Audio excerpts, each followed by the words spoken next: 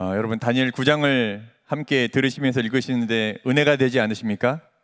다니엘의 그 심정을 토로하면서 하는 그 구절을 제가 이 말씀을 준비하면서 계속 읽는데 그것만 들어도 너무 은혜가 되는 거예요.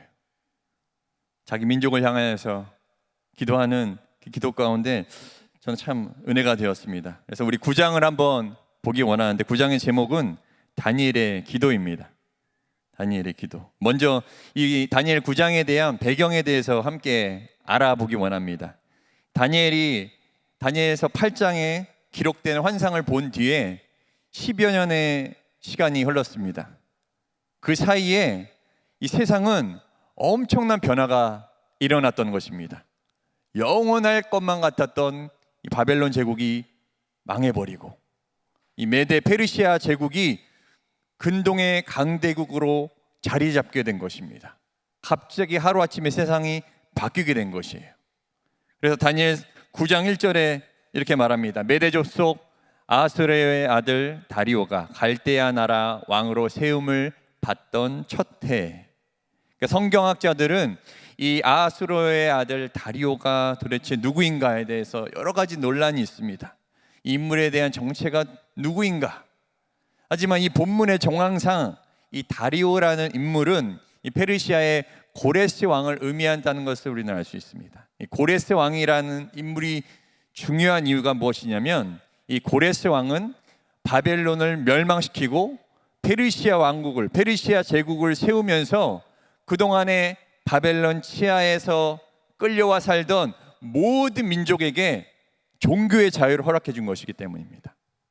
그동안 우리가 다니엘서에서 봤던 것처럼 다니엘의 세 친구들이 왕의 신상에 절하지 않는다는 이유로 풀무불에 던짐을 받았죠.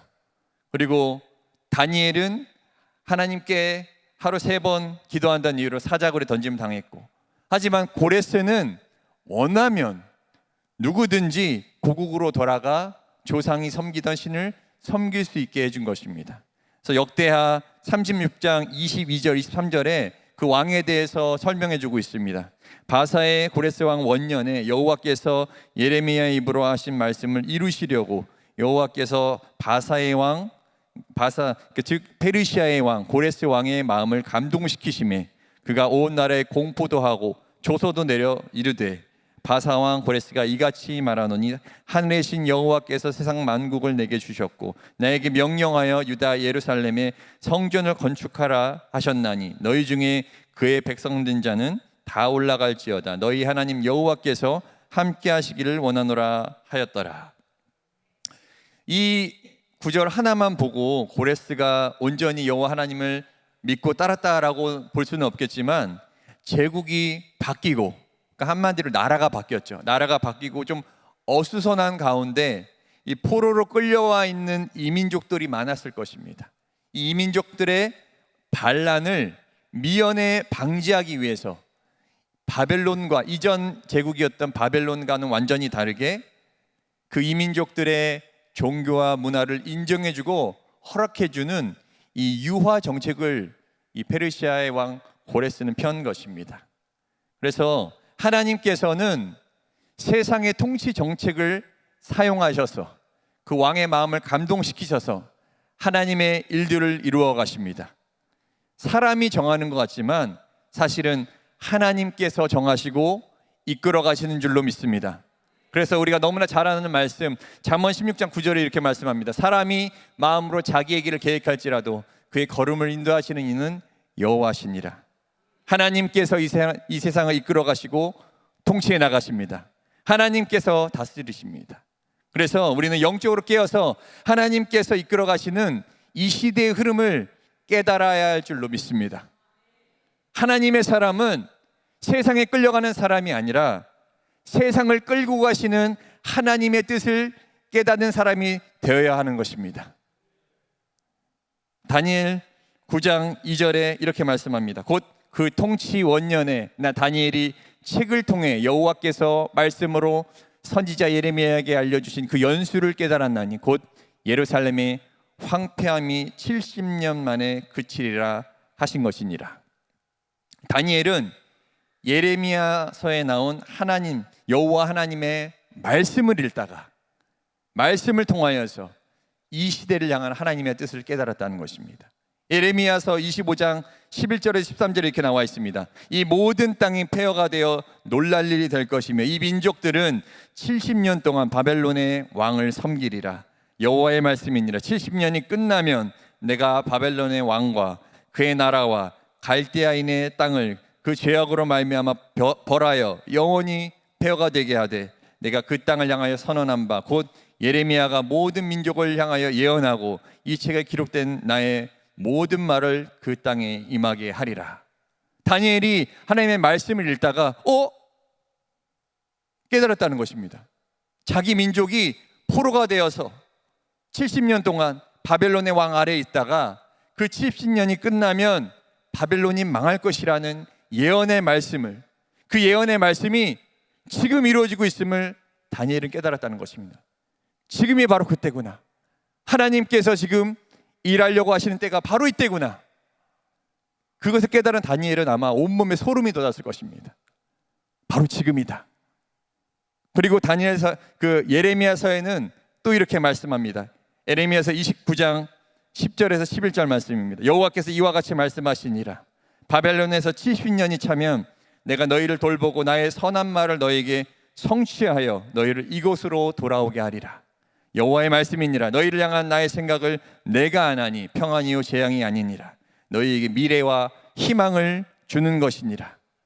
바벨론에서 70년이 차면 유대 민족을 다시 고향으로, 다시 예루살렘으로 돌아오게 하실 것이라는 하나님의 말씀을 다니엘은 보았다는 것입니다. 그 예레미야서는 누구나 읽을 수 있었겠죠. 그 당시 유대 사람들이 예레미야서 다 읽을 수 있었을 것입니다. 하지만 하나님의 사람, 하나님의 뜻을 구했던 다니엘이 그 뜻을 깨달았다는 것입니다. 우리가 모두가 말씀을 보고 말씀을 대하지만 다니엘과 같이 하나님의 뜻과 하나님의 말씀을 깨달아야 할 줄로 믿습니다. 다니엘이 깨달았습니다. 지금 하나님의 약속의 때가 임하였다. 하나님의 카이로스의 때가 바로 지금 앞에 와 있다는 것을 다니엘은 깨달았다는 것입니다. 그리고 다니엘은 깨달은 것에 그치지 않았습니다.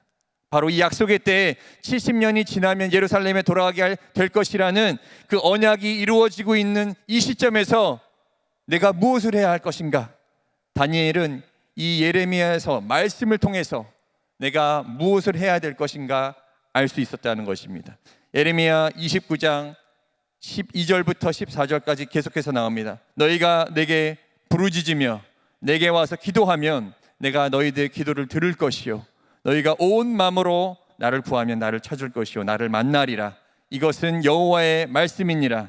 나는 너희를 만날 것이며 너희를 포로된 중에서 다시 돌아오게 하되 내가 쫓아보내었던 나라들과 모든 곳에서 모아 사로잡혀 떠났던 그곳으로 돌아오게 하리라. 이것은 여호와의 말씀이니라. 다니엘이 이 말씀을 보고 이 말씀을 붙잡았습니다.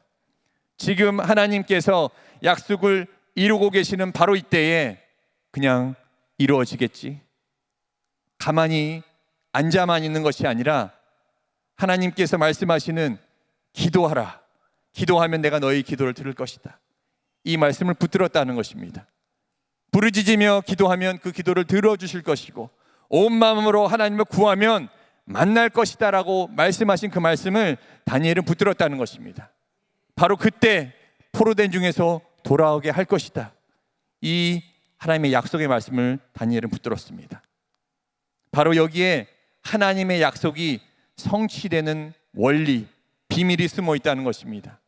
다니엘의 때에 이미 100년 전에 에레미야서를 통하여서 이미 약속하신 말씀이 지금 이루어지는 때가 보이는데 하나님께서 우리에게 할 일이 있다고, 다니엘아 네가 할 일이 있다, 하나님께서 말씀하고 계신 것입니다. 내게 부르짖어라, 기도하면 내가 들을 것이다, 온 마음으로 나를 찾으면 나를 만나게 될 것이다. 다니엘은 그 말씀을 보자마자 그 말씀에 즉각적으로 반응하였습니다. 제가 군대 생활에 있으면서 배운 것 중에 가장 제가 첫 번째로 드는 것 중에 하나가 바로 즉각 반응입니다. 저의 상관이 명령하시면 저는 훈련된 군인으로서, 훈련된 장교로서 바로 움직이는 것입니다.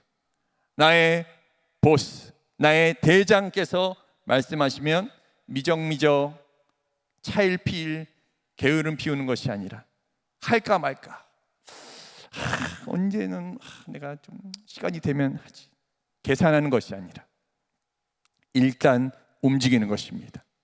하나님 말씀하시면 일단 순종하는 것입니다. 지난 주일 저희는 헌금에 대한 말씀 들었습니다. 11조에 대한 말씀 들었습니다.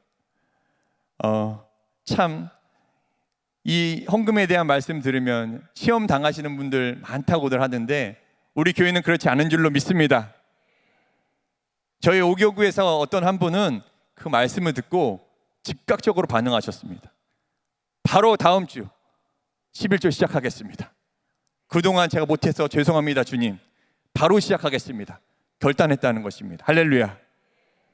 상관의 명령에 즉각 반응할 때 상관이 기뻐합니다. 하나님의 말씀에 즉각 반응할 때 우리 하나님께서 기뻐하실 줄로 믿습니다. 3절에 다니엘의 즉각적인 반응이 나옵니다. 다니엘서 9장 3절입니다. 내가 금식하며 베옷을 입고 죄를 덮어쓰고 주 하나님께 기도하며 간구하기를 결심하고, 다니엘이 깨달았습니다. 하나님의 때가 임하고 있는데 내가 나무에서 감이 떨어질 때까지 입만 벌리고 있는 것이 아니라 기도와 간구로 하나님의 약속을 성취해내야 한다는 것을 깨닫고 행동하였다는 것입니다. 엘리야의 때에 아합 왕의 제약 때문에 하나님께서는 그 땅에 비를 내리지 않으셨습니다. 그리고 3년 만에 하나님께서는 말씀하셨습니다. 열왕기상 18장 1절 말씀입니다. 많은 날이 지나고 제3년에 여호와의 말씀이 엘리야에게 임하여 이르시되 너는 가서 아합에게 보이라. 내가 비를 지면에 내리리라. 하나님의 약속의 말씀이 임하셨습니다. 그러나 엘리야 선지자는 하나님께서 비를 내리시기까지 가만히 앉아 있지 않았습니다. 입만 벌리고 있지 않았다는 것입니다. 열왕기상 18장 42절 43절입니다. 우리 모두 다 아는 말씀인데 함께 읽어보겠습니다. 하나 둘 셋. 아합이 먹고 마시러 올라가니라. 엘리야가 갈멜산 꼭대기로 올라가서 땅에 꿇어 엎드려 그의 얼굴을 무릎 사이에 넣고 그의 사환에게 이르되 올라가 바다 쪽을 바라보라. 그가 올라가 바라보고 말하되 아무것도 없나이다. 이르되 7번까지 다시 가라. 엘리야는 하나님의 말씀 들었습니다. 내가 지면에 비를 내리리라. 하나님의 말씀 듣고 예, 하나님 그렇게 하시죠. 팔짱만 끼고 있지 않았다는 것입니다. 갈멜산 꼭대기로 엘리야는 올라갔습니다.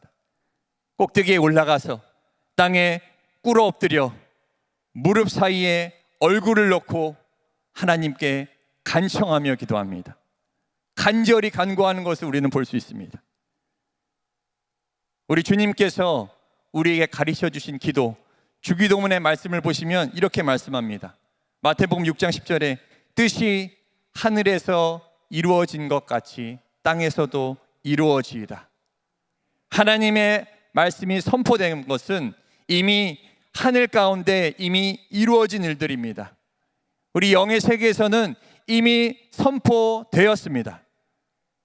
하지만 우리의 할 일이 있다는 것입니다. 우리의 할 일은 하늘에서 이루어진 것을 우리의 기도와 간구로 이 땅 가운데 이루도록 해내야 한다는 것입니다.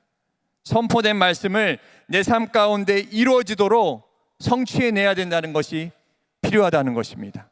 말씀을 단순히 들은 데 그치는 것이 아니라 이 선포된 말씀이, 우리 교회에 선포된 말씀이, 나에게 선포된 말씀이, 우리 가정에, 우리 나라에 선포된 이 말씀이 나의 삶을 통해서 성취해내리라. 우리의 믿음의 행동이 필요하다는 것입니다. 기도로 끝까지 붙잡고 나아가야 한다는 것입니다. 그래야 하나님의 약속이 내 것이 되는 것이에요. 많은 사람들이 하나님의 말씀 다 듣습니다.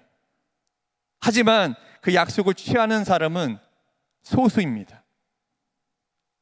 누가 그 약속을 취하게 됩니까? 먼저 취하는 사람이 임자라는 것이에요. 하나님의 말씀 내가 들었으면 내가 기도로서 나의 믿음으로써 그것을 성취해 내야 한다는 것입니다. 결국 하나님께서는 하나님의 일을 하시고 우리는 우리의 해야 할 일을 해야 될 줄로 믿습니다. 우리의 기도와 간구를 통해서 하나님이 역사하시길 기뻐하신다는 것입니다. 우리와 동역하길 원하신다는 것입니다. 다니엘은 자신의 선배 선지자 예레미야가 남긴 이 예언이 곧 성취될 것이라는 사실을 깨닫고 나서 하나님께 그 예언을 하나님의 방법에 따라 신속하게 이루어 달라고 더 적극적으로 기도하며 나아갑니다. 3절에 말하죠. 내가 금식하여 베옷을 입고 죄를 덮어쓰고 주 하나님께 기도하며 간구하기를 결심하고, 다니엘은 금식하며 베옷을 입고 죄를 덮어쓰고 기도했습니다. 이 금식, 베옷, 죄, 이 세 단어는 모두 죽음과 연관된 단어입니다. 금식을 지속되면, 음식 먹는 것을 중단하는 것이 지속되면 사람은 죽게 됩니다. 사람이 죽으면 베옷을 입고 땅에 들어가게 됩니다. 또 죽은 후에 땅에 묻히면 그 누구든지 한 줌의 죄가 되는 것입니다. 죄를 돌이키는 회개를 우리가 하며 나아갈 때 금식을 하고 베옷을 입고 죄를 뿌리는 일은 우리가 지은 죄로 인하여서 죽을 수밖에 없는 존재임을 내가 스스로 자복하고 겸손하게 하나님 앞에 나아가는 그 자세를 뜻한다는 것입니다. 내가 겸손하게 우리 생명의 주관자이신 하나님 앞에 나가서 기도와 간구로 죽음에서 구원해 주시도록 간구하는 마음으로 나아간다는 것입니다. 다니엘서 9장 4절입니다. 내 하나님 여호와께 기도하며 자복하여 이르기를 크시고 두려워할 주 하나님, 주를 사랑하고 주의 계명을 지키는 자를 위하여 언약을 지키시고 그에게 인자를 베푸시느니요. 다니엘은 하나님 앞에 회개함으로 나아갈 때 자신의 어떠함이 아니라, 하나님 제가 지금까지 하나님 잘 섬겼잖아요, 하나님 제가 지금까지 하나님 끝까지 붙들고 믿음 생활 잘했잖아요, 이것을 하나님 앞에 말씀드리는 것이 아니라 하나님의 어떠하심, 하나님이 어떤 분이신지, 하나님은 어떤 성품을 갖고 계신지 그 하나님의 어떠하심을 의지하며 용서와 긍휼을 구했다는 것입니다. 하나님을 배신하고 거절하고 거부했던 자신의 민족은 도저히 용서를 구할 염치가 없지만 주를 사랑하고 주의 계명을 지키며 언약을 지키는 자들에게 신실한 주의 사랑을 베푸시는 그 하나님으로 인하여 회개의 자리에 나아갈 수 있었다는 것입니다.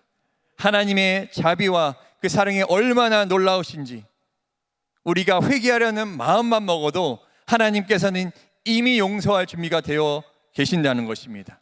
그래서 우리는 언제든지 주께 다시 돌아갈 수 있습니다. 때론 넘어져도 언제나 두 팔 벌려서 우리를 기다리시는 아버지의 품으로 나아갈 수 있는 것입니다. 다니엘서 9장 5절 6절 말씀입니다. 우리는 이미 범죄하여 패역하며 행악하며 반역하여 주의 법도와 규례를 떠났사오며, 우리가 또 주의 종 선지자들이 주의 이름으로 우리의 왕들과 우리의 고관과 조상들과 온 국민에게 말씀하신 것을 듣지 아니하였나이다. 여기서 보시면 범죄하여 행악하여 패역하여 반역했습니다. 우리가 주의 법도의 규례를 떠났습니다. 주님께서 말씀하신 것을 듣지 아니했습니다. 다니엘은 이야기하고 있는데, 다니엘의 기도에서 특이한 점 한 가지를 볼 수 있습니다. 이 특이한 점은 무엇이냐면, 이 기도의 문장의 주어를 보면 알 수 있습니다. 우리가 범죄하여, 우리가 그 말씀을 듣지 아니하였사오며, 우리는 이라는 단어로 시작하고 있다는 것입니다. 지금 다니엘이 범죄한 사람입니까? 다니엘이 패역하고 다니엘이 행악해서 하나님의 법도에 떠났습니까? 그렇지 않습니다. 다니엘은 끝까지 하나님을 붙들었던 의인이었습니다. 그러나 자기가 지은 죄가 아님에도 불구하고 자기를 포함시켜서 그 공동체와 조상들의 잘못을 회개하고 있는 것입니다. 지금 다니엘은 중보의 자세로 하나님께 엎드려 나가고 있다는 것입니다. 중보는 하나님과 범죄한 백성 사이에 서는 것입니다. 하늘과 땅 사이에 서서 하나님께 간구하는 자리인 것입니다. 내가 그들의 대표가 되어서 대신 그들의 죄를 나도 덮어쓰고 죄를 위하여 내가 죄를 지은 것처럼 내가 죄를 자복하며 회개하며 나아가는 것입니다. 그러기 위해서는 그들과 마음을 동일시하는 자세가 필요합니다. 여러분 한번 생각해 보세요.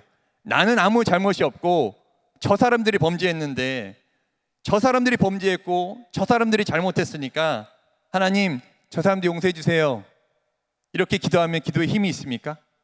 남의 이야기잖아요. 그러나 그들의 문제를 내 문제로 여기고 그들의 고통과 그들의 어려움을 내 일처럼 여기고 하나님 앞에 나아가서 엎드리면 그 기도는 차원이 다른 기도가 되는 것입니다. 지금 우리 교회 저녁 시간마다 몇몇 권사님들이 모여서 이 중보 기도를 하고 계십니다. 우리 성도님들의 기도 제목을 마치 자신의 기도 제목처럼 하나하나 하나님께 눈물로 고하며 기도하고 있습니다. 교회와 교육자들의 문제를 마치 자신의 문제처럼 여기고 눈물로 부르짖으며 기도할 때 하나님께서 그 중보의 소리에 응답하실 줄로 믿습니다. 그래서 중보자는 그 문제를 갖고 신음하는 사람입니다. 함께 고통하고 신음하며 그 문제를 위해서 하나님 앞에서 씨름하는 사람이라는 것입니다. 그렇게 나아갈 때 하나님께서는 그 중보자에게 영적인 권위를 주십니다. 그 문제에 대해서 담대히 하나님 앞에 나아가서 간구하고 요구할 수 있는 권위를 주신다는 것입니다. 또 그 문제를 향하여서 담대히 선포할 수 있는 권위를 주신다는 것입니다. 그 문제, 내가 너의 기도를 통하여서, 너의 중보를 통하여서 내가 일하겠다, 그러한 믿음을 부어주신다는 것입니다. 그래서 가장 이상적인 중보의 모델은 바로 우리 주님 예수 그리스도인 줄로 믿습니다. 예수님께서 우리를 구원하시기 위해서 하나님 앞에 우리의 중보자가 되어 주셨습니다. 예수님은 죄를 짓지 않으셨지만 범죄자 중 하나로 헤아림을 입으셨습니다. 우리와 같이 시험을 받으셨기 때문에 우리의 연약함을 이해하신다라고 히브리서에는 이야기하고 있습니다. 빌립보서 2장 6절에서 11절 말씀 한번 보시면 6절부터 읽겠습니다. 그는 근본 하나님의 본체시나 하나님과 동등됨을 취할 것으로 여기지 아니하시고 오히려 자기를 비워 종의 형체를 가지사 사람들과 같이 되셨고, 예수님께서는 하나님과 죄인 사이에 서서 하나님이신 그분이 종의 형체가 되셨습니다. 사람들과 같이 사람과 죄인과 동일시 되셨다는 것입니다. 8절에 이야기합니다. 사람의 모양으로 나타나사 자기를 낮추시고 죽기까지 복종하셨으니 곧 십자가에 죽으심이라. 자신을 낮추시고 죽기까지 이 죄의 문제를 가지고 씨름하셨습니다. 십자가에 죽기까지 고민하고 고뇌하셨다는 것입니다. 9절 말합니다. 이러므로 하나님이 그를 지극히 높여 모든 이름 위에 뛰어난 이름을 주사 하늘에 있는 자들과 땅에 있는 자들과 땅 아래에 있는 자들로 모든 무릎을 예수의 이름에 꿇게 하시고 모든 입으로 예수 그리스도를 주라 시인하여 하나님 아버지께 영광을 돌리게 하셨느니라. 하나님께서는 그 중보자 예수님에게 죄의 문제를 해결하신 구원자의 권위를 부어주셨습니다. 모든 입으로 예수 그리스도를 주라 시인하도록 그 권위를 부여하신 것입니다. 우리는 예수님의 중보의 모습을 본받아서 주님의 마음으로 중보해야 할 줄로 믿습니다. 하나님께서는 이 땅, 또 우리 가정, 교회, 도시, 이 나라를 위하여서 이 성이 무너진 곳을 막아서는 중보자들을 찾고 계십니다. 무너진 곳을 막아서고 겸손하게 하나님 앞에 엎드려서 그 심판의 중간에 들어가 변호할 중보자들을 찾고 계십니다. 그들을 통하여서 이 땅을 회복시키길 원하신다는 것입니다. 하나님의 우리를 향한 뜻은 심판이 아니라 재앙이 아니라 평안이기 때문입니다. 우리를 통하여서 하나님께서는 평안을 전하기를 원하십니다. 미래와 소망을 주기를 원하십니다. 그래서 우리는 기도하는 자로서 중보자가 되어야 될 줄로 믿습니다. 기도 시간이 끝나면 잊어버리는 것이 아니라 기도 시간이 끝나도 나의 영 가운데 계속 붙잡고 간구하며 신음하는 중보자, 끊임없이 하나님 앞에 그들을 대신하여서 그 문제를 들고 나오는 중보자들 하나님께서 찾으십니다. 하나님은 그들 통해 역사하십니다. 다니엘은 하나님 앞에 민족의 중보자로 섰다는 것입니다. 민족의 중보자로 나아가서 자기 민족의 죄를 낱낱이 고백합니다. 다니엘서 9장 11절입니다. 온 이스라엘이 주의 율법을 범하고 치우쳐가서 주의 목소리를 듣지 아니하였으므로 이 저주가 우리에게 내렸으되 곧 하나님의 종 모세의 율법에 기록된 맹세대로 되었사오니 이는 우리가 주께 범죄하였음이니이다. 이스라엘의 가장 큰 죄는 하나님의 말씀의 길에서 빗나가고 그 길을 따르지 않고 돌이켜 떠나간 것입니다. 그래서 치우쳐갔다는 이야기는 빗나가다, 돌이키다, 떠나다, 하나님의 말씀의 길에서 떠났다라는 것입니다. 그들은 부드럽고 겸손한 마음이 아니라 강팍한 마음으로 하나님의 말씀을 듣지 않고 순종하지 않고 하나님의 법을 떠나 범죄하여 포로가 되었고 수치를 당하게 된 것임을 다니엘은 인정하며 하나님께 엎드립니다. 모세율법에 신명기 28장에 약속하신 그 하나님의 언약을 준행하면 복을 받는, 하나님의 언약을 거역하면 저주를 받는다는 그 말씀이 우리에게 이루어졌다. 우리에게 그 저주가 내렸다. 그렇게 고백하고 있는 것입니다. 그러나 다니엘은 15절에서 주의 강한 손으로 홍해에서 자신들을 구원해내신 그 은혜의 사건을 기억합니다. 출애굽의 사건을 기억하면서 하나님께 구하며 엎드려 간구하며 나아갑니다.